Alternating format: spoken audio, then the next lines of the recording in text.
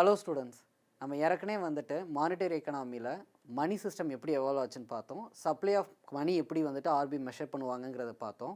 So அதில் வந்துட்டு M1, M2, M3, M4 பற்றி பேசணும். அதுக்கடுத்து நம்ம பார்க்க போகிற கான்செப்ட் என்ன அப்படின்னா fiat money and legal tender.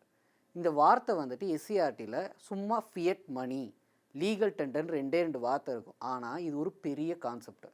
இந்த கான்செப்ட் ஏன் இம்பார்ட்டன்ட் அப்படின்னா சியூடியில் இதை பற்றி கொஷின்ஸ் கேட்பாங்க. ஃபர்ஸ்ட் ஆஃப் ஆல் ஃபியட் மணினா என்னன்னு தெரிஞ்சுக்கோங்க. ஃபியட் மணிங்கிறது என்ன அப்படின்னா நம்ம யூஸ் பண்ணுற நார்மல் கரன்சி தான் ஃபியட் மணின்னு சொல்லுவோம். ஓகே, அதாவது இப்போ இந்த பேப்பர் கரன்சி தான் இருக்குது. ஒரு 500 தாள் இருக்குதுன்னு வச்சுக்கோங்க. இந்த 500 தாள் உண்மையாகவே 500 ஒர்த்தான்னு பார்த்தீங்கன்னா கிடையாது. அந்த பேப்பரோட காஸ்ட் என்ன இருக்கும்? மிஞ்சி போனால் வந்துட்டு ஒரு 10 ரூபா இருக்குமா? அதில் பிரிண்ட் பண்ணுறதுக்கு ஒரு 5 யூஸ் பண்ணியிருக்காங்கன்னா ப்ரொடியூஸ் பண்ணுறதுக்கு மொத்தம் ஆனது வந்துட்டு 15 தான். ஆனால் அதோட ஒர்த்து வந்துட்டு 500 சொல்கிறாங்க. ஆனாலும் அதை நீங்கள் நம்பி யூஸ் பண்ணுறீங்க. அப்போ அதை நம்பி யூஸ் பண்ணுறீங்க அப்படின்னா அதுக்கு காரணம் என்ன அப்படின்னா it is purely based on the trust towards the government. அந்த கவர்மெண்ட் மேலே இருக்கிற ட்ரஸ்ட்டுக்காக தான் நீங்கள் அதை வந்துட்டு யூஸ் பண்ணுறீங்க. புரியுதா? ஸோ அந்த ட்ரஸ்ட்டுனால க்ரியேட் ஆனது தான் ஃபியட் மணிங்கிற கான்செப்ட். ஓகேயா?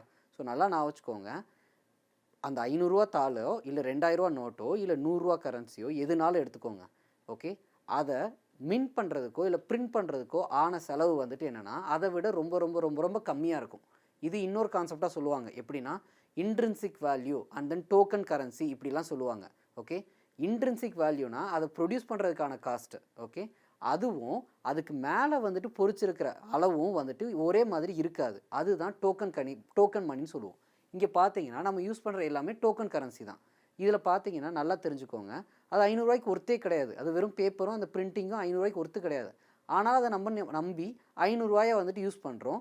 இதை கொடுத்து 500 ஒரு பொருளை வாங்குகிறோம். அந்த கடைக்காரரும் இந்த 500 தாளுன்னு வாங்கிக்கிட்டு 500 ப்ராடக்ட் எனக்கு கொடுக்குறாரு. அப்போ என்னென்னா இதுக்கு பேர் தான் ட்ரஸ்ட் டுவர்ட்ஸ் த கவர்மெண்ட். கரன்சியோட எடுத்து பார்த்தீங்கன்னு வச்சுக்கோங்களேன், இதில் யார் சைன் பண்ணியிருப்பாங்கன்னா ரிசர்வ் பேங்க் ஆஃப் இந்தியாவோட கவர்னர் சைன் பண்ணியிருப்பார். ஓகே, அவர் அதில் என்ன சொல்லியிருப்பார்னா ஐ ப்ராமிஸ் யூ அப்படின்னு சொல்லியிருப்பார். இதை யார் வாங்கலைன்னா என்கிட்ட கொண்டு வாங்க, இது 500 ஈக்குவலண்ட்டான பொருள் உங்களுக்கு கிடைக்கும், இல்லை 500 ஈக்குவலண்ட்டான சம்திங் உங்களுக்கு கொடுக்கப்படும் சொல்லியிருக்கும். ஸோ இது எல்லாமே என்னென்னா ட்ரஸ்ட் டுவர்ட்ஸ் த கவர்மெண்ட். சரியா? இப்படி ட்ரஸ்ட் டுவர்ட்ஸ் த கவர்மெண்ட்டாக க்ரியேட் ஆனது தான் ஃபியட் மணி. நல்லா நான் வச்சுக்கோங்க, ட்ரஸ்ட்டில் மட்டும்தான் ரன் ஆகும். ஓகே, இதோட இன்ட்ரின்சிக் வேல்யூ வந்துட்டு அதில் கொடுத்துருக்கிற வேல்யூக்கும் ஈக்குவலண்ட்டாக இருக்காது. அது போக இதுக்காக பேக்கிங்காக வந்துட்டு எந்த காசுமே உள்ளே வச்சுருக்க மாட்டாங்க கவர்மெண்ட்டு. அதுதான் வந்துட்டு என்னென்னா ஃபியட் மணி. ஃபார் எக்ஸாம்பிள், இப்போ நான் வந்துட்டு என்னென்னா 500 வந்துட்டு பிரிண்ட் பண்ணி அனுப்புகிறாங்கன்னு வச்சுக்கோங்களேன். அதுக்கு 500 ஈக்குவலண்ட்டாக வந்துட்டு அவங்க கோல்டோ ஏதோ வந்து மெயின்டைன் பண்ண மாட்டாங்க. ஓகே, அப்போ அதுதான் வந்துட்டு என்னென்னா ஃபியட் மணி. பேக்கிங்க்கும் அங்கே ஒன்றும் இருக்காது, ட்ரஸ்ட்டில் மட்டுமே ரன் ஆகும். இதுதான் ஃபியட் மணி. இந்தியாவுக்கு என்ன ஃபியட் மணி அப்படின்னா ருப்பி. ஓகே, யூஎஸ்க்கு டாலர், பிரிட்டிஷ்க்கு பவுண்ட்ஸு, ஓகே, ஜப்பானுக்கு எண். இந்த மாதிரி ஒன்றுக்கு ஒரு ஃபியட் கரன்சிஸ் இருக்கும். இதுதான் ஃபியட் மணி. இதில் எந்த ஒரு குழப்பமும் உங்களுக்கு இருக்கக்கூடாது. இது purely based on the trust towards the government. அதில் ரன் ஆகிறது பேர் தான் ஃபியட் கரன்சி ஆர் ஃபியட் மணி. ஓகேங்களா? நெக்ஸ்ட் என்ன அப்படின்னா லீகல் டெண்டர். இந்த வார்த்தையும் அதில் இருக்கும். லீகல் டெண்டர் அப்படின்னா என்னங்கிறதுக்கு ஒரு சின்ன எக்ஸாம்பிள் சொல்கிறேன் நான். இப்போ நீங்கள் யூஎஸ் போயிட்டு வர்றீங்க. ஓகே, யூஎஸ் போயிட்டு வரும்போது யூஎஸ் டாலர் உங்ககிட்ட இருக்குது. நீங்கள் என்ன பண்ணுறீங்கன்னா அதை எக்ஸ்சேஞ்ச் பண்ணாமல் அப்படியே வந்துட்டு ஏர்போர்ட்லேருந்து இறங்கி வந்து வெளியே இருக்கிற ஒரு பெட்டி கடையில் போயிட்டு வந்துட்டு ஒரு தண்ணி பாட்டில் வாங்குறீங்க. அங்கே தண்ணி பாட்டில் வாங்குறப்ப அந்த யூஎஸ் டாலரை கொடுத்து நீங்கள் வந்துட்டு அந்த தண்ணி பாட்டிலை கேட்குறீங்கன்னு வச்சுக்கோங்க. அந்த டாலரை வந்துட்டு அவர் அக்செப்ட் பண்ணுவாரா? அவர் மாட்டார். எனக்கு ருப்பி வேணும்னு கேட்பார். ஓகே, அப்போ நல்லா நான் வச்சுக்கோங்க, அந்த யூஎஸ் டாலர் வந்துட்டு ஃபியட் மணி தான். ஆனால் இந்தியாவுக்கு அது லீகல் டெண்டர் கிடையாது. இந்தியாவுக்கு லீகல் டெண்டர் எது அப்படின்னா இந்தியன் ருப்பி தான். ஓகே, இந்தியன் ருப்பீஸை தான் வந்துட்டு அக்செப்ட் பண்ணணுங்கிறது தான் வந்துட்டு இங்கே ரூல். ஓகே, ஆனால் அந்த யூஎஸ் டாலரோ இல்லை பிரிட்டிஷ் பவுண்ட்ஸோ இது எல்லாமே வந்துட்டு ஃபியட் மணி தான். ஆனால் இந்தியாவுக்கு அது லீகல் டெண்டர் கிடையாது. இங்கே லீகல் டெண்டர் என்ன அப்படிங்கிறதுனா நீங்கள் வச்சுருக்கிற 5 காயினோ, 2 காயினு, 1 காயினு, 10 காயினு, 10 நோட்டு, 20 50, அதுக்கப்புறம் 200 500 இதெல்லாம் தான் லீகல் டெண்டர். இதெல்லாத்தையும் தான் நீங்கள் யூஸ் பண்ணணும் அப்படின்னு கவர்மெண்ட்டு ஒரு லால சொல்லியிருக்கிறாங்க. ஓகே, நல்லா நான் வச்சுக்கோங்க, ஒரு லால சொன்னதுனால தான் அதுக்கு பேர் லீகல் டெண்டர். ஓகே, அப்போ என்னென்னா அதை ஒருத்தர் கொடுக்குறாங்க, ஒருத்தர் வாங்குறாங்க அப்படின்னா அதை நீங்கள் அக்செப்ட் பண்ணி தான் ஆகணும். அதை நான் ரிஜெக்டே பண்ண முடியாது. ஓகே, ஆனால் இப்போ யூஎஸ் டாலரை கொடுத்து என்கிட்ட ஒரு பொருள் கேட்குறாங்கன்னா நான் ரிஜெக்ட் பண்ணலாம். ஏன்னா இந்தியாவுக்கு அது லீகல் டெண்டர் கிடையாது. ஓகே, ஸோ புரிஞ்சுக்கோங்க ஃபியட் மணினா என்னங்கிறதையும் லீகல் டெண்டர்னா என்னங்கிறதையும். இப்போ நான் தெளிவாக இதை வந்துட்டு இதை எப்படி கொஷினாக கேட்பாங்க அப்படின்னா, எல்லா ஃபியட் மணியுமே லீகல் டெண்டர் கிடையாதுன்னு ஸ்டேட்மெண்ட் கொடுப்பாங்க. கரெக்டு தான். இப்போ யூஎஸ் டாலர் இருக்குது, அது அவங்களுக்கு தான் லீகல் டெண்டர், இந்தியாவுக்கு அது லீகல் டெண்டர் கிடையாது. So all fiat moneys are not a legal tender, that is the correct statement. So இந்த மாதிரி தான் கொஷின்ஸ் வைப்பாங்க. ஸோ ஃபியட் மணிங்கிற கான்செப்ட் என்ன புரிஞ்சுக்கோங்க, லீகல் டெண்டர்னா என்னங்கிற கான்செப்டையும் புரிஞ்சுக்கோங்க. இது ரெண்டையும் குழம்பாதீங்க. அண்ட் இந்த லீகல் டெண்டரை வந்துட்டு எந்த லாவில் கொடுத்துருப்பாங்க அப்படின்னா, இதை நல்லா ஒரு நிமிஷம் பாருங்களேன். Indian currencies and legal tender இது வந்துட்டு எந்த ஆக்டில் இருக்கும் அப்படின்னா, ரிசர்வ் பேங்க் ஆஃப் இந்தியா ஆக்ட்லையும் காயினேஜ் ஆக்ட்லையும் கொடுத்துருப்பாங்க. ஸோ இந்த 2 ஆக்டையுமே நான் வச்சுக்கோங்க, இதையும் கொஷினாக கேட்பாங்க. லீகல் டெண்டரை பற்றி எந்த 2 ஆக்ட் பேசியிருக்குன்னு கேட்கலாம். Reserve bank of India act 1934, coinage act of 2011. இந்த 2 ஆக்ட்லையுமே வந்துட்டு இதை பற்றி பேசியிருக்கிறாங்க. ஸோ இதில் என்ன சொல்லியிருப்பாங்க அப்படின்னா, எந்தெந்த நோட்ஸ் எல்லாம் எந்தெந்த காயின்ஸ் எல்லாம் வந்துட்டு நீங்கள் கண்டிப்பாக அக்செப்ட் பண்ணணும், எதெல்லாமே வந்துட்டு ரிஜெக்ட் பண்ணக்கூடாது அப்படிங்கிறத ஸ்பெசிஃபிக்காக இதில் சொல்லியிருப்பாங்க. ஓகே, இதை இன்னொரு எக்ஸாம்பிளில் இல்லை ஒரு கேசஸ் வச்சே பார்க்கலாம். இது தமிழ்நாட்டில் நடந்த ஒரு இஷ்யூ. 10 ரூபா காயினை வந்துட்டு என்னென்னா, நீங்கள் கடையில் போய் கொண்டு கொடுத்தீங்கன்னா வாங்க மாட்டேன்பாங்க, அதெல்லாம் வாங்க முடியாது அப்படின்லாம் நிறைய பிரச்சனை வந்துச்சு. ஓகே, ஸோ இந்த 10 ரூபி காயின்ஸை ரிஜெக்ட் பண்ணதுக்காக ஒருத்தரை அரெஸ்ட் பண்ணாங்க. விச் மீன்ஸ் என்னென்னா, 10 ரூபா காயினுங்கிறது இந்தியாவோட லீகல் டெண்டர். ஓகே, கவர்மெண்ட்டே லால சொல்லியிருக்கு 10 ரூபா காயினை அக்செப்ட் பண்ணணுன்ட்டு. அதை ஒருத்தர் ரிஜெக்ட் பண்ணுறாருன்னா அவர் கவர்மெண்ட்டோட லாக்கு அகெயின்ஸ்டாக நடந்துக்கிறாருன்னு அர்த்தம். அதனால அவர் மேலே கேஸ் போட்டாங்க. ஓகே, ஸோ புரிஞ்சுக்கோங்க, 10 ரூபா காயினு, அதுக்கப்புறம் வந்துட்டு 50 ரூபா நோட்டு, இது எல்லாமே லீகல் டெண்டர் இந்தியாவில். ஓகே, அந்த ருப்பீஸ் எல்லாமே லீகல் டெண்டர், அதை அக்செப்ட் பண்ணணும் அப்படிங்கிறத இந்த 2 ஆக்ட்லையுமே கொடுத்துருக்குறாங்க. இந்த 2 ஆக்டை மறக்கவே மறக்காதீங்க. Reserve bank of India act 1934 and coinage act of 2011. இந்த இயரும் நான் வச்சுக்கோங்க, இந்த இயரையும் கண்டிப்பாக கேட்பாங்க. இதுக்கடுத்து நம்ம பார்க்க போகிற கான்செப்ட் என்ன அப்படின்னா, இன்ஃப்ளேஷன், பணவீக்கம் அப்படின்பாங்க. சரி, மணிங்கிற கான்செப்ட் பேசிக்கிட்டே வந்தோம், இப்போ திடீர்னு இன்ஃப்ளேஷன் ஏதோ புதுசாக ஒரு கான்செப்ட் பேசுகிறீங்களே சார் அப்படின்னா அப்படி கிடையாது. இப்போ என்னென்னா, இந்த மணிங்கிற கான்செப்டில் இருந்தால் இன்ஃப்ளேஷனுங்கிற கான்செப்டே வருது. சரி, ஃபஸ்ட்டு இந்த இன்ஃப்ளேஷன் எப்படி நீங்கள் புரிஞ்சுக்கலாம் அப்படின்னா, நான் ஒரு 10 ரூபா வச்சுருக்கிறேன். ஓகே, இல்லை நீங்களே எடுத்துக்கோங்க, நீங்கள் ஒரு 10 ரூபா வச்சுருக்கிறீங்க, நீங்கள் வந்துட்டு உங்கள் ஸ்கூலுக்கு பக்கத்தில் இருக்க கடையில் போயிட்டு ஒரு பென்னு வாங்குறீங்க. ஓகே, இந்த வாரம் அந்த பெண்ணை வாங்கியிருக்கீங்க 10 ரூபா. ஓகே, அடுத்த வாரமும் வாங்குறீங்க, அதே 10 ரூபா தான். ஒரு 3 வாரம் கழித்து போய் பென் வாங்க போகிறீங்க, அப்போ வந்துட்டு என்னென்னா 12 ரூபான்னு சொல்கிறாங்கன்னு வச்சுக்கோங்க. ஸோ 10 ரூபா 12 ரூபாயா பொருளோட மதிப்பு கூடியிருக்கு. ஓகே, இப்போ 12 ரூபா கொடுத்தா தான் ஒரு பொருள் வாங்க முடியும்னு ஆகுதா, அப்போ அந்த ப்ரைஸ் இன்க்ரீஸ் ஆகிருக்கா. ஸோ இதுக்கு பேர் தான் இன்ஃப்ளேஷன்.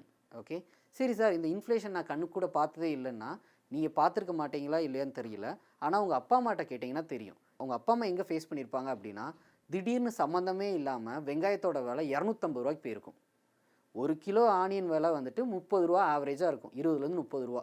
தக்காளியோட விலை வந்துட்டு 20லேருந்து 30 ரூபா, இல்லை 20லேருந்து 40 ரூபாய்க்கு ஆவரேஜாக போயிட்டு வரும். ஓகே, திடீர்னு ஒரு நாள் சம்மந்தமே இல்லாமல் 250 ரூபாய்க்கு போயிடும். அப்போ இதுக்கு பேர் தான் இன்ஃப்ளேஷனுங்கிறது. சடனாகவோ இல்லை கான்ஸ்டண்ட்டாகவோ ப்ரைஸ் இன்க்ரீஸ் ஆகும். ஸோ இதுதான் இன்ஃப்ளேஷன். ஸோ இன்ஃப்ளேஷன்னா என்னென்னா, ஜென்ரல் இந்த சஸ்டெயின்ட் இன்க்ரீசஸ் இந்த prices of goods and services over a time period. ஒரு செர்டைன் டைம் பீரியடில் கொஞ்சம் கொஞ்சமாக ப்ரைஸ் இன்க்ரீஸ் ஆகிக்கிட்டே போகிறது தான் இன்ஃப்ளேஷன் இப்படின்னு சொல்லலாம். இல்லைனா இன்ஃப்ளேஷனுக்கு இன்னொரு டெஃபினேஷன் கொடுக்கலாம். நான் அந்த சொன்ன அந்த பென் கான்செப்டே வச்சுக்கிடுவோம். 3 வாரம் கழித்து நீங்கள் போய் பென்னு வாங்குறப்ப 12 ரூபாங்கிறாங்க. நீ இவ்வளோ நாள் 10 ரூபா கொடுத்தீங்கன்னா ஒரு பென்னு கிடச்சிட்டு இருந்துச்சு.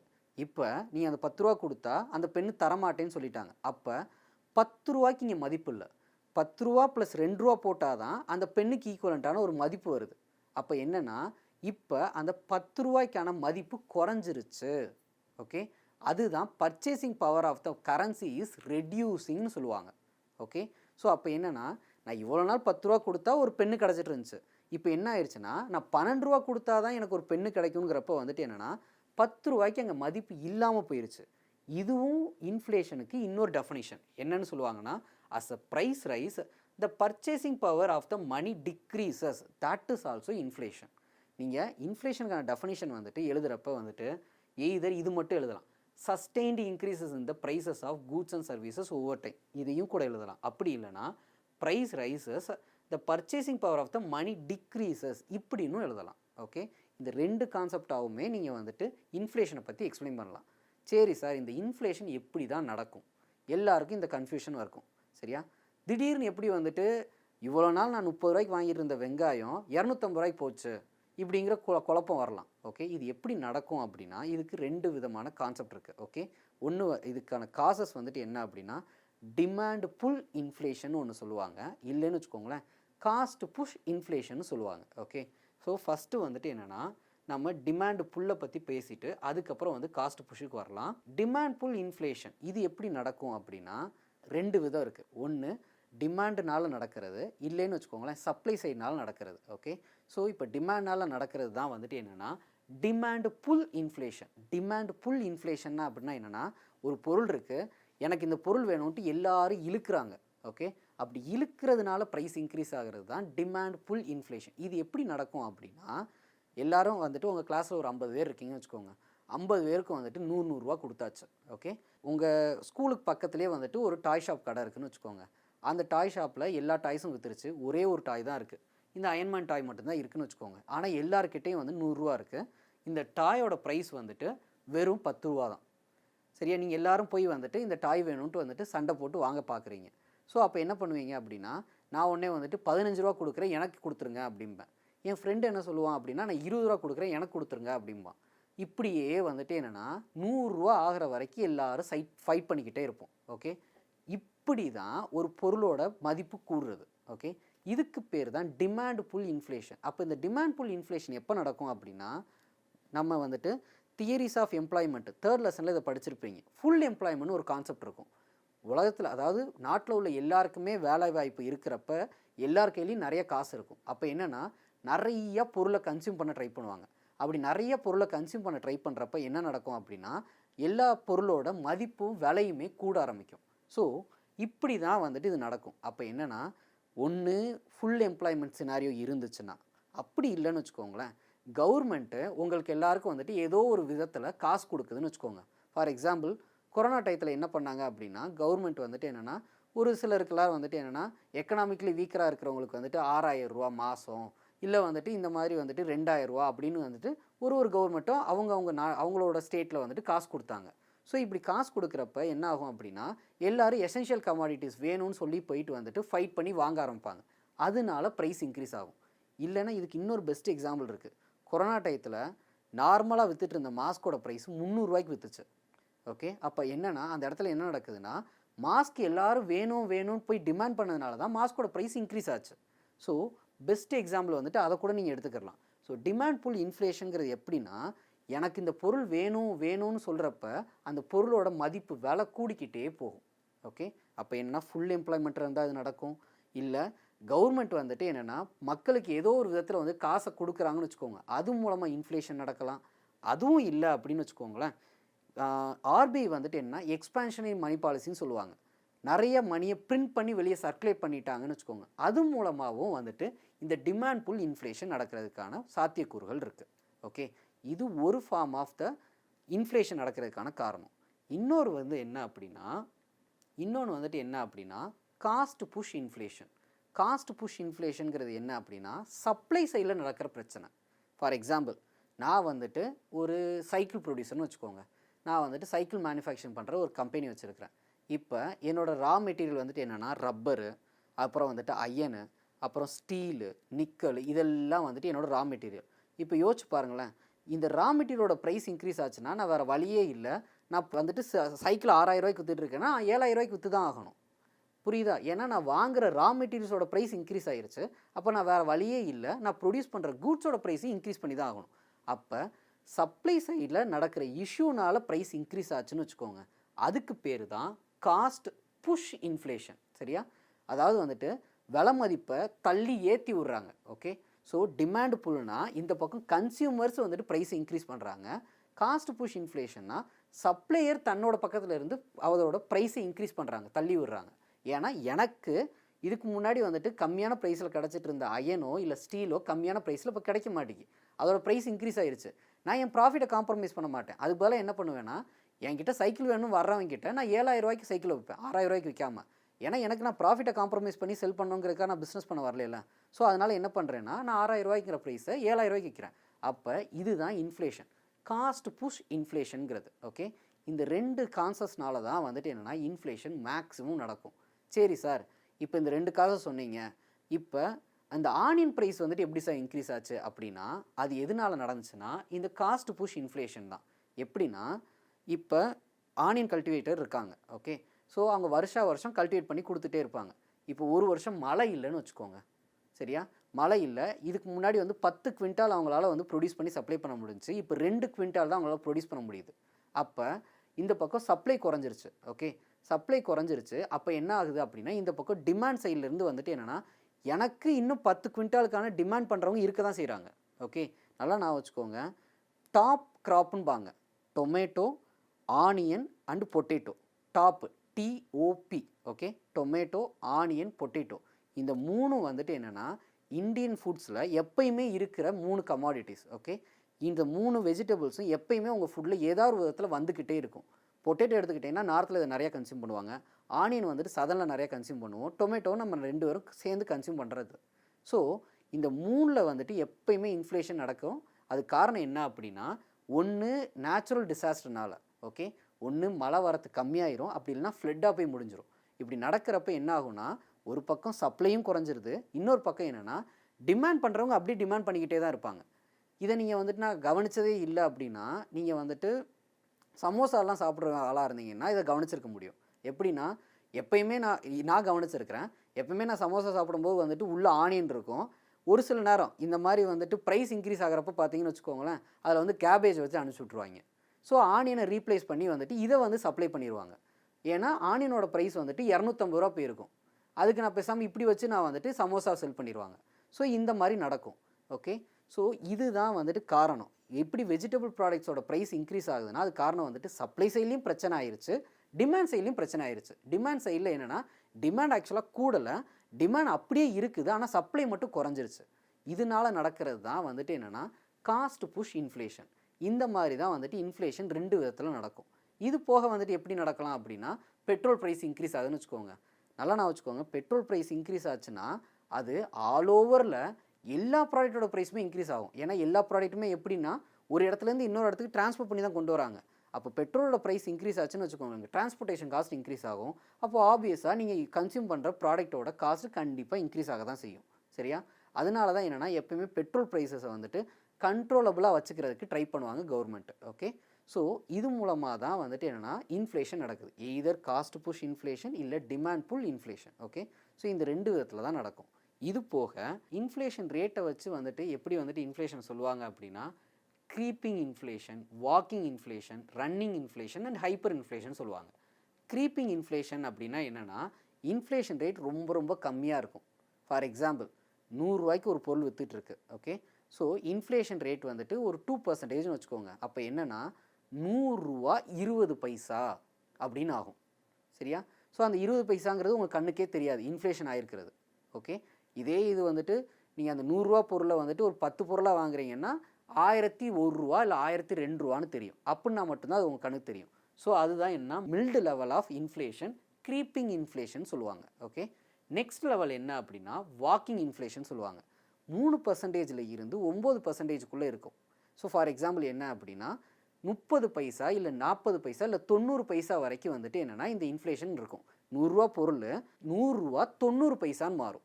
ஓகே, ஸோ அதுதான் வாக்கிங் இன்ஃப்ளேஷன். இதுவும் வந்துட்டு பிரச்சனை கிடையாது எக்கனாமிக்கு.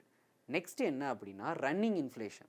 10%லேருந்து 20% வந்துட்டு இன்ஃப்ளேஷன் இருக்கும். இப்போ தான் என்னென்னா பிரச்சனை ஆகும். நீ 100 ரூபாய்க்கு ஒரு பொருள் வாங்கிட்டு இருக்கீங்க, 20% இன்ஃப்ளேஷனால் 102 ரூபாய்க்கு விற்கும். ஓகே, அடுத்து இந்த 102 ரூபாய்க்கு 2%ங்கிறப்ப வந்துட்டு என்னென்னா சம்திங் 103 ரூபா இல்லை 104 ரூபாயாக மாறும். ஸோ இப்படி கொஞ்சம் கொஞ்சமாக வந்துட்டு இன்ஃப்ளேஷன் கூடிக்கிட்டே இருக்கும். எப்பயுமே என்ன பண்ணுவாங்க ஆர்பிஐ அப்படின்னா க்ரீப்பிங் அண்ட் வாக்கிங் இன்ஃப்ளேஷன் இருக்கிறப்ப வந்து இப்போ ஒன்றும் பண்ண மாட்டாங்க. ஓகே, அதை ஈஸியாக கண்ட்ரோல் பண்ணுறதுக்கு விட்டுருவாங்க. ஆனால் அந்த வாக்கிங்கை தாண்டி ரன்னிங்கோ இல்லை ஹைப்பர் இன்ஃப்ளேஷனோ வரவே கூடாது அப்படிங்கிறதுக்காக ஆர்பிஐ ஒர்க் பண்ணுவாங்க. ஏன்னா இந்த இன்ஃப்ளேஷன் வந்துச்சுன்னா மக்களால் எந்த பொருளையுமே வாங்க முடியாது. ஓகே, அதனால ரன்னிங் இன்ஃப்ளேஷன் வரைக்கும் போக விடவே மாட்டாங்க. அதுக்கடுத்து இருக்கிறது தான் ஹைப்பர் இன்ஃப்ளேஷன். இருக்கிறதுலே ஒஸ்ட் இன்ஃப்ளேஷன் இதுதான். இது என்னென்னா யோசிச்சு பாருங்கள், 20லேருந்து 100% வரைக்கும் இதோட இன்ஃப்ளேஷன் ரேட் இருக்குன்னு சொல்லியிருக்காங்க. ஃபார் எக்ஸாம்பிள் இன்றைக்கி நான் 10 ரூபாய்க்கு ஒரு பொருள் வாங்குறேன்னு வச்சுக்கோங்க, 1 மணி நேரத்தில் அது 20 ரூபா ஆகும். சரியா? 100%. ஓகே, அப்போ என்ன 20 ரூபா ஆகுது.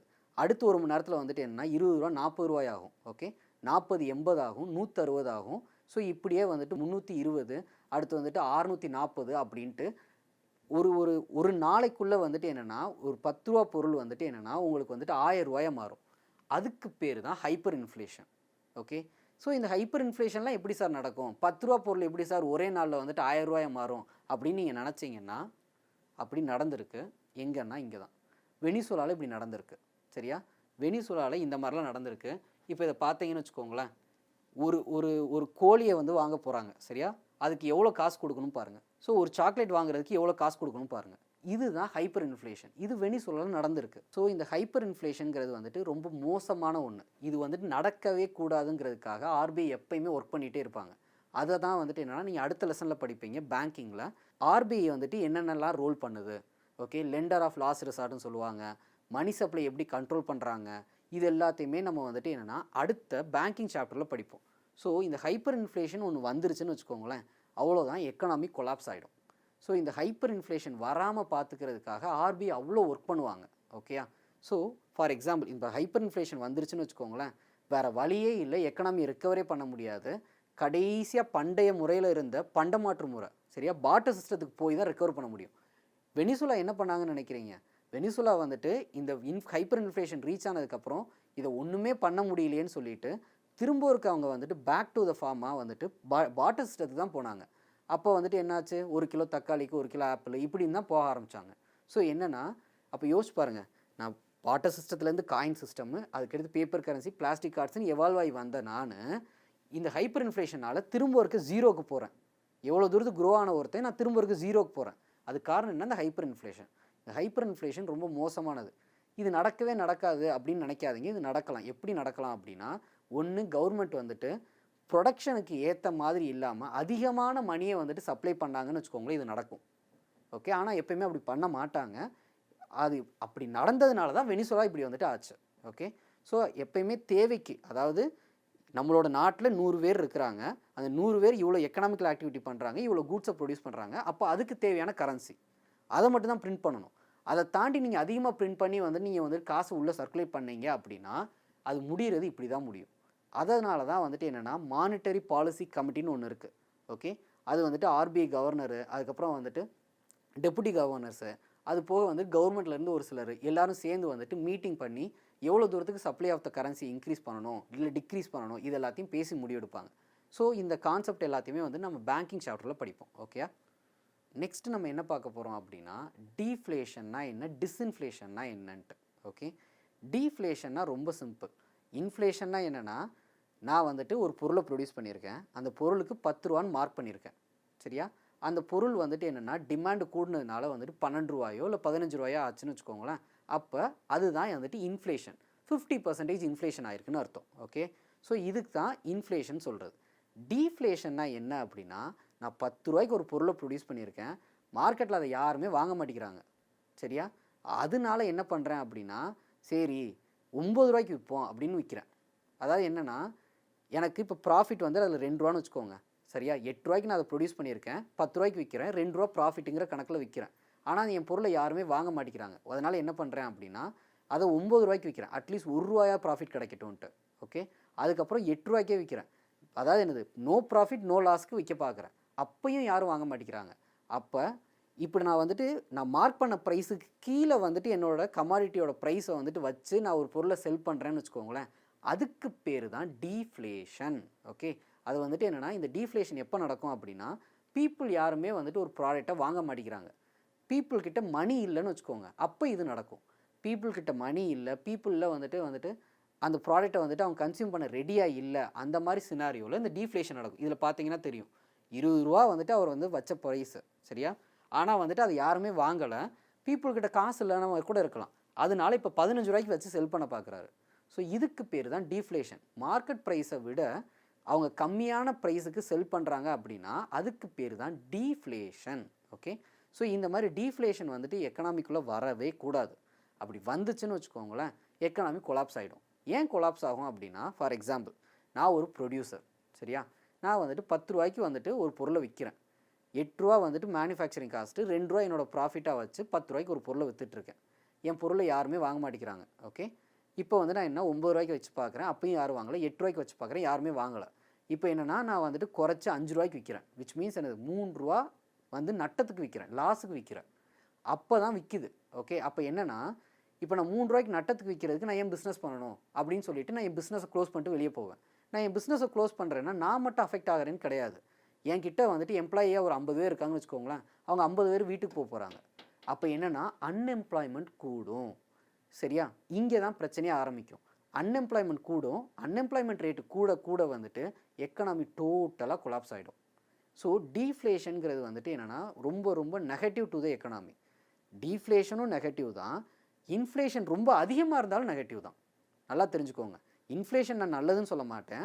டீஃப்ளேஷன் நெகட்டிவ், இன்ஃப்ளேஷன் அதிகமாக இருந்தால் நெகட்டிவ். இன்ஃப்ளேஷன் வந்துட்டு ஓரளவுக்கு இருந்தால் தப்பு கிடையாது. ஒரு 3% இருந்து இல்லை, அதாவது ஆர்பிஐ என்ன சொல்லியிருக்கோன்னா 2 to 6% இன்ஃப்ளேஷன் இருந்தால் ஓகேன்னு சொல்லியிருப்பாங்க. ஓகே, ஸோ இதுக்குள்ளே இன்ஃப்ளேஷன் இருந்துச்சுன்னு வச்சுக்கோங்களேன். இப்போ என்னென்னா நான் வந்து ரூ. 100 ஒரு பொருள் ப்ரொடியூஸ் பண்ணுறேன், 6% இன்ஃப்ளேஷன் இருக்குன்னு வச்சுக்கோங்க, ரூ. 106 செல் ஆகுதுன்னு வச்சுக்கோங்க. நான் என்ன நினைப்பேன்னா, சரி என் ப்ராடக்ட்டுக்கு நிறையா டிமாண்ட் இருக்குது, அதனால தான் ரூ. 100 பொருள் ரூ. 106 விற்கிதுன்னு தெரியுது. உடனே நான் என்ன பண்ணுவேன்னா, அப்போ நான் என்னென்னா இன்னொரு பிளான்ட் போடுவோம், இன்னொரு பிரான்ச்சை போட்டு இன்னும் நிறையா மேனுஃபேக்சர் பண்ணி விற்றோன்னா நம்ம பொருள் இன்னும் நிறையா விற்க ஆரம்பிக்கும், நம்ம நிறைய ப்ராஃபிட் மேக் பண்ணலான்ட்டு நான் இன்னொரு பிரான்ச்சை ஸ்டார்ட் பண்ணுவேன். இன்னொரு பிரான்ச் ஸ்டார்ட் பண்ணுறப்ப ஏற்கனவே என்கிட்ட 100 எம்ப்ளாயி இருந்தாங்கன்னா நான் இன்னொரு 100 எம்ப்ளாயை வந்துட்டு நான் வேலைக்கு வைப்பேன். அப்போ என்னென்னா இப்போ மார்க்கெட்டில் 100 எம்ப்ளாயி 200 எம்ப்ளாயாக மாறுறாங்க. ஸோ அப்போ என்னென்னா இன்ஃப்ளேஷன் நல்லது, ஆனால் அது என்னென்னா அந்த லிமிட்குள்ளே இருந்தால் மட்டும்தான் நல்லது. புரியுதா? ஸோ இன்ஃப்ளேஷன் வந்துட்டு அதிகமாக போனாலும் பிரச்சனை, டீஃப்ளேஷன் நடந்தாலும் பிரச்சனை. ஓகே, ஸோ இதுதான் ரொம்ப ரொம்ப முக்கியம். டீஃப்ளேஷன் கெட்டது, இன்ஃப்ளேஷன் வித்தின் த லிமிட் தான் நல்லது. ஓகேயா, அதுக்கடுத்து என்ன அப்படின்னா இதுதான் டீஃப்ளேஷனு. இதுக்கடுத்து இருக்கிறது என்ன அப்படின்னா டிஸ்இன்ஃப்ளேஷன் சொல்லுவாங்க. டிஸ்இன்ஃப்ளேஷன் அப்படின்னா என்னென்னா, ரூ. 10 நான் ஒரு பொருளை ப்ரொடியூஸ் பண்ணேன், அது ரூ. 15 விற்றுக்கிட்டு இருந்துச்சு, இப்போ ரூ. 12 போகுது. விச் மீன்ஸ் என்னென்னா இன்ஃப்ளேஷன் ரேட்டு குறைஞ்சிருச்சு. அதாவது என்னென்னா ரூ. 10 இருந்த பொருள் ரூ. 15 போகுதுன்னு வச்சுக்கோங்க. அப்போ 50% இன்ஃப்ளேஷன் ஆயிருக்குன்னு அர்த்தம். ஓகே, இப்போ அது குறைஞ்சி ரூ. 12 விற்குதுன்னா 20% இன்ஃப்ளேஷனில் இருக்குதுன்னு அர்த்தம். அப்போ 50%ல் இருந்த இன்ஃப்ளேஷன் 20%க்கு வந்திருக்கு. ஓகே, இன்ஃப்ளேஷன் ரேட்டு மட்டும் டிக்ரீஸ் ஆகுது, ஆனால் இன்ஃப்ளேஷன் அப்படியே தான் இருக்குது. ஏன்னா நான் ப்ரொடியூஸ் பண்ணதே ரூ. 10 தானே ப்ரொடியூஸ் பண்ணியிருக்கேன். ஸோ ப்ரொடியூஸ் பண்ணது ரூ. 10 இப்போ எக்ஸ்ட்ரா எனக்கு ரூ. 2 கிடைக்குது. அப்போ இன்ஃப்ளேஷன் உள்ளே இருக்க தான் செய்யுது, ஆனால் இன்ஃப்ளேஷன் ரேட்டு மட்டும் குறைஞ்சிருக்கு. ஸோ இன்ஃப்ளேஷன் இருந்து இன்ஃப்ளேஷன் ரேட்டு மட்டும் குறையுதுன்னா அதுக்கு பேர் தான் டிஸ்இன்ஃப்ளேஷன். இன்ஃப்ளேஷன் இருக்குது, ஆனால் அந்த இன்ஃப்ளேஷன் வந்துட்டு டிக்ரீசிங் ரேட்டில் இருக்குது, அதுக்கு பேர் தான் டிஸ்இன்ஃப்ளேஷன். ஓகே, ஸோ நல்லா நான் வச்சுக்கோங்க. இன்ஃப்ளேஷன் என்னென்னு பேசியாச்சு, டீஃப்ளேஷன் என்னென்னு பேசியாச்சு, அடுத்து டிஸ்இன்ஃப்ளேஷனால என்னென்னு பேசியாச்சு. சரிங்களா, இதுக்கடுத்து நம்ம பார்க்க போகிறது என்ன அப்படின்னா ஸ்டாக்ஃப்ளேஷன். இது வந்துட்டு ரொம்ப ரொம்ப இம்பார்ட்டண்டான கான்செப்ட். இதை வச்சு வந்துட்டு சியூடியில் நிறைய தடவை கொஷின் கேட்டிருக்காங்க. ஸ்டாக்ஃப்ளேஷன்னா என்ன அப்படின்னா, இன்ஃப்ளேஷனும் மார்க்கெட்டில் இருக்குது, அதே நேரத்தில் எக்கனாமியும் க்ரோ ஆக மாட்டேங்கி, அன்எம்ப்ளாய்மெண்ட் அதிகமாக இருக்குதுன்னு அர்த்தம். சரியா, இது எப்படி புரிஞ்சுக்கலாம் அப்படின்னா, இப்போ யோசிச்சு பாருங்களேன். அதாவது நம்ம கண்ட்ரியில் எல்லாருமே வந்துட்டு வேலைக்கு போயிட்டாங்கன்னு வச்சுக்கோங்க, எல்லாருமே நிறைய பொருளை வேணும்னு டிமாண்ட் பண்ணுவாங்க, இன்ஃப்ளேஷன் ஆகும். ஓகே, ஆனால் இந்த சினாரியோ எப்படி இருக்கும் அப்படின்னா, யாருமே வேலைக்கு போகல, அன்எம்ப்ளாய்மெண்ட் அதிகமாக இருக்குது, ஆனாலும் பொருளோட ரேட்லாம் அதிகமாக இருக்குது. ஸோ இதுக்கு பேர் தான் ஸ்டாக்ஃப்ளேஷன், அதாவது ஸ்டாக்னட் எக்கனாமி. ஓகே, எக்கனாமி க்ரோவே இல்லாமல் அப்படியே நிற்கிது. ஓகே, இதுக்கு பேர் தான் ஸ்டாக்ஃப்ளேஷன். இன்ஃப்ளேஷனும் அதிகமாக இருக்குது, அன்எம்ப்ளாய்மெண்ட்டும் அதிகமாக இருக்குது. இதை அட்ரஸ் பண்ணுறது ரொம்ப ரொம்ப ரொம்ப கஷ்டம். ஏன் கஷ்டம் அப்படின்னா, இப்போ இன்ஃப்ளேஷன் அதிகமாக இருக்குதுங்கிறதுக்காக வந்துட்டு மணி சப்ளை குறைக்கிறாங்கன்னு வச்சுக்கோங்க, அன்எம்ப்ளாய்மெண்ட் இன்னும் அதிகமாக ஆரம்பிச்சிடும். ஓகே, சரி வேலைவாய்ப்பு இல்லாமல் இருக்கிறாங்கங்கிறதுக்காக வந்துட்டு என்ன மணி சப்ளை இன்க்ரீஸ் பண்ணிங்கன்னா இன்ஃப்ளேஷன் கூட ஆரம்பிச்சிடும். ஸோ இதை ரெண்டையும் பேலன்ஸ் பண்ணி வந்துட்டு ஒரு பாலிசி ஃப்ரேம் பண்ணுறது ரொம்ப ரொம்ப கஷ்டம். அதனால தான் எப்பயுமே வந்துட்டு ஸ்டாக்ஃப்ளேஷன் மாதிரி ஒரு சினாரியோவை வந்துட்டு போக விடாமல் கவர்மெண்ட் வந்து வச்சுக்க ட்ரை பண்ணும். புரிஞ்சுக்கோங்க, ஸ்டாக்ஃப்ளேஷன்னா ஹை அன்எம்ப்ளாய்மெண்ட்டும் இருக்கும், அதே நேரத்தில் ஹை இன்ஃப்ளேஷனும் இருக்கும். இந்த ரெண்டுமே வந்துட்டு ஆப்போசிட் சைட்ஸு. இது ரெண்டையுமே வந்துட்டு ஒரே நேரத்தில் பேலன்ஸ் பண்ணுறது ரொம்ப கஷ்டம். ஓகே, இந்த மாதிரி சினாரியோ வராமல் வச்சுக்கிறதுக்காக கவர்மெண்ட் எவ்வளவோ மெனக்கிடுவாங்க. ஓகேங்களா, ஸோ இது ரொம்ப ரொம்ப இம்பார்ட்டன்ட். இதை வச்சு நிறைய தடவை சிஇடி கொஷின் கேட்டுக்கிறாங்க. கடைசியாக என்ன அப்படின்னா ட்ரேட் சைக்கிள்னு சொல்லலாம், இல்லை பிஸ்னஸ் சைக்கிள்னு சொல்லலாம். ஸோ என்னென்னா நார்மலாக எக்கனாமி க்ரோ ஆகிறத பற்றி பேசுகிறது தான் இந்த பிஸ்னஸ் சைக்கிள். ஓகே, பிஸ்னஸ் சைக்கிளாக ட்ரேட் சைக்கிள். ஃபார் எக்ஸாம்பிள், நம்ம வந்துட்டு செகண்ட் லெசனில் வந்துட்டு நேஷ்னல் இன்கம் பேசியிருப்போம். இப்போ இந்தியாவோட நேஷ்னல் இன்கம் ஒரு 1000 கோடின்னு வச்சுக்கோங்க. ஓகே, அதாவது 1000 கோடி வந்துட்டு 2000 கோடி வரைக்கும் இன்க்ரீஸ் ஆகிருக்கு. ஓகே, அதுக்கப்புறம் வந்துட்டு கொஞ்சம் கொஞ்சமாக வந்துட்டு இந்த 2000 கோடியிலேருந்து குறைஞ்சிக்கிட்டே வருதுன்னு வச்சுக்கோங்க. விச் மீன்ஸ் என்னென்னா இந்தியாவோட நேஷ்னல் இன்கம் குறையுது. நேஷ்னல் இன்கம் ஏன் குறையுதுன்னா எக்கனாமிக்கல் க்ரோத் இல்லை, அன்எம்ப்ளாய்மெண்ட் அதிகமாகிட்டு இருக்கு. பீப்புள் யாருமே வந்துட்டு கூட்ஸை வந்து கன்சியூம் பண்ண மாட்டேங்கிறாங்க. இந்த மாதிரி சினாரியோவை தான் ரிசெஷன்னு சொல்லுவாங்க. கொரோனா டயத்தில் வந்துட்டு என்னென்னா நிறைய கண்ட்ரிஸ் வந்துட்டு ரிசெஷனை ஃபேஸ் பண்ணாங்கன்னு சொல்லி நியூஸில் வந்துச்சு. ரிசெஷன்னா என்ன அப்படின்னா பீப்புளுக்கு வேலைவாய்ப்பு இல்லை, மக்கள்கிட்ட வேலைவாய்ப்பு இல்லை. வேலைவாய்ப்பு இல்லாததுனால அவங்க எந்த பொருளையும் வாங்குறதில்ல. ஓகே, எந்த பொருளையும் வாங்கலை அப்படின்னு வச்சுக்கோங்களேன், ஆட்டோமேட்டிக்காக என்னது இண்டஸ்ட்ரீஸ் வந்துட்டு க்ளோஸ் பண்ணுவாங்க. இண்டஸ்ட்ரீஸ் க்ளோஸ் பண்ணுறாங்கன்னு வச்சுக்கோங்க, அப்போ இன்னும் என்ன ஆகும், இன்னும் நிறைய அன்எம்ப்ளாய்மெண்ட் இன்க்ரீஸ் ஆகும். ஓகே, ஸோ இது வந்துட்டு ஒரு ரிவர்ஸ் சைக்கிளாக வந்து நடந்துக்கிட்டே இருக்கும். இப்படி நடந்துக்கிட்டே இருந்துச்சுன்னா அதனால வந்துட்டு க்ரோ ஆன எக்கனாமி கொஞ்சம் கொஞ்சமாக கீழே மூவ் ஆகி போகிறது தான் ரிசெஷன். ஓகே, இந்த ரிசெஷன் கண்டினியூஸாக போய் இருக்கிற எல்லா கம்பெனிஸும் மூடி இருக்கிற எல்லாரும் வந்துட்டு அன்எம்ப்ளாய்மெண்ட் அட் இட்ஸ் பீக்குக்கு போய் ரீச் ஆகிறது தான் depression. Okay, so recession continue ஆகி அன்எம்ப்ளாய்மெண்ட் டு இட்ஸ் பீக்குக்கு ரீச் ஆகிறது தான் டிப்ரெஷன். ஓகே, ஸோ இப்படி தான் வந்துட்டு ஒரு ட்ரேட் சைக்கிளோ இல்லை ஒரு பிஸ்னஸ் சைக்கிளோ நடக்கும். ஸோ ரிசெஷன் தான் ஃபஸ்ட்டு, அதுக்கடுத்து தான் டிப்ரெஷன். இதை மறக்காதீங்க. ஏன்னா எப்பவுமே எப்படி கொஷின் கேட்பாங்க அப்படின்னா ஆர்டர் பண்ணி இல்லைங்க சொல்லுங்கன்னு கேட்கலாம். ஓகே, ரிசெஷன் ஃபஸ்ட்டா இல்லை டிப்ரெஷன் ஃபஸ்ட்டாங்கிற மாதிரி கொஷின் வரலாம். ரிசெஷன் நடந்ததுக்கப்புறம் தான் டிப்ரெஷன் நடக்கும், நல்லா நான் வச்சுக்கோங்க. சரிங்களா, ரிசெஷன் தான் முதல்ல நடக்கும், அதுக்கப்புறம் தான் டிப்ரெஷனுக்கு போய் ரீச் ஆகும். அதுதான் வந்துட்டு என்ன கிரேட் டிப்ரெஷன்ஸ் கூட சொல்லுவாங்க. அதுக்கப்புறம் வந்துட்டு என்ன ரிக்கவரி ஃபேஸ். அதுக்கப்புறம் கவர்மெண்ட் என்ன பண்ணும் அப்படின்னா இதை வந்து சரி பண்ணுறதுக்காக வந்துட்டு என்னென்னா நிறைய செலவு பண்ணுவாங்க, சப்சிடிஸ் கொடுப்பாங்க, எம்ப்ளாய்மெண்ட் ஆப்பர்ச்சுனிட்டி இன்க்ரீஸ் பண்ணுறதுக்காக வந்துட்டு இண்டஸ்ட்ரீஸ்க்கு நிறைய மானியம் கொடுப்பாங்க. ஃபார் எக்ஸாம்பிள், நீங்கள் எங்கள் கண்ட்ரியில் வந்துட்டு கம்பெனி ஆரம்பிச்சிங்கன்னா உங்களுக்கு நாங்கள் இந்தந்த சப்சிடிஸ் எல்லாம் பண்ணி கொடுப்போம். நீங்கள் வந்துட்டு ஈஸ் ஆஃப் டூயிங் பிஸ்னஸ் சொல்லுவாங்க. இங்கே வந்து நீங்கள் ஒரு கம்பெனி ஓப்பன் பண்ணுறதுக்கு நாங்கள் உங்களுக்கு லைசன்சிங் இது, அதுக்கப்புறம் வந்துட்டு உங்களுக்கு வந்துட்டு வாட்டர் சப்ளை, எலக்ட்ரிசிட்டி சப்ளை இதெல்லாம் சப்சிடைஸாக கொடுக்குறோம் அப்படின்னு சொல்லி ஃபாரின் கம்பெனிஸ் எல்லாம் இங்கே வர வைப்பாங்க. அது மூலமாக வந்துட்டு என்னென்னா இந்த எக்கனாமியை ரிக்கவர் பண்ணி திரும்ப கொண்டு வர ட்ரை பண்ணுவாங்க. அந்த ப்ராசஸ் பேர் தான் ரிக்கவரி ப்ராசஸ்ஸு. அதுக்கடுத்து எக்ஸ்பான்ஷன் ப்ராசஸ். ஸோ நார்மலாக இப்படி தான் வந்துட்டு ஒரு ட்ரேட் ஆர் பிஸ்னஸ் சைக்கிள் நடக்கும். ஓகே, ஸோ மொத்தத்தில் இன்றைக்கி லெசனில் நம்ம என்னென்ன பார்த்துருக்கோன்னா மணி சிஸ்டம் பற்றி பார்த்தோம். ஓகே, மணி எப்படி பார்ட்டர் சிஸ்டமு, காயின்ஸு, அதுக்கப்புறம் கோல்டு அண்ட் சில்வர் காயின்ஸு, அதுக்கப்புறம் வந்துட்டு nickel and chromium iron based coins, அதில் இருந்து எப்படி பேப்பர் கரன்சி, அதுக்கடுத்து பிளாஸ்டிக் கார்ட்ஸ், அப்புறம் டிஜிட்டல் கரன்சிஸு இதெல்லாம் எவால்வ் ஆச்சுன்னு பார்த்தோம். அது போக சப்ளை ஆஃப் கரன்சி எப்படி வந்து மெஷர் பண்ணுறாங்கிறத பார்த்தோம். அதுக்கடுத்து ரொம்ப மெயினான கான்செப்டான ஃபியட் கரன்சினா என்ன, லீகல் டெண்டர்னா என்னென்னு படிச்சணும். சரிங்களா, இதுக்கடுத்து நம்ம பேசின மோஸ்ட் இம்பார்ட்டன்ட் கான்செப்ட் தான் இன்ஃப்ளேஷன். இந்த இன்ஃப்ளேஷன் கான்செப்டில் இருந்து நிறைய கொஷின்ஸ் கேட்டிருக்கிறாங்க. ஸோ இந்த இன்ஃப்ளேஷன் பற்றி மறக்காமல் வச்சுக்கோங்க. ஸோ இன்ஃப்ளேஷன் 2 விதத்தில் நடக்கும். ஒன்று காஸ்ட் புஷ்னால் நடக்கும், இல்லை டிமாண்ட் புல்லுனால் நடக்கும். ஓகே, இதை தாண்டி வந்துட்டு இன்ஃப்ளேஷன் ரேட்டை பேஸ் பண்ணி எப்படி வந்துட்டு இன்ஃப்ளேஷனை வந்துட்டு அவங்க வந்து டிஃப்ரென்ஷியேட் பண்ணுறாங்கிறதையும் பார்த்தோம். க்ரீப்பிங், வாக்கிங், ரன்னிங், அதுக்கப்புறம் கேலப்பிங் ஆர் ஹைப்பர் இன்ஃப்ளேஷன் சொல்லுவாங்க. ஓகே, இந்த ஹைப்பர் இன்ஃப்ளேஷன் மட்டும் வந்துட்டு வரவே கூடாது. அப்படி வந்துச்சுன்னா எக்கனாமி கொலாப்ஸ் ஆகிடும். ஓகேங்களா, இதுக்கடுத்து வந்துட்டு என்ன பார்த்தோம் அப்படின்னா டிஸ்இன்ஃப்ளேஷன் என்னென்னு பார்த்தோம், டீஃப்ளேஷனாக என்னென்னு பார்த்தோம்.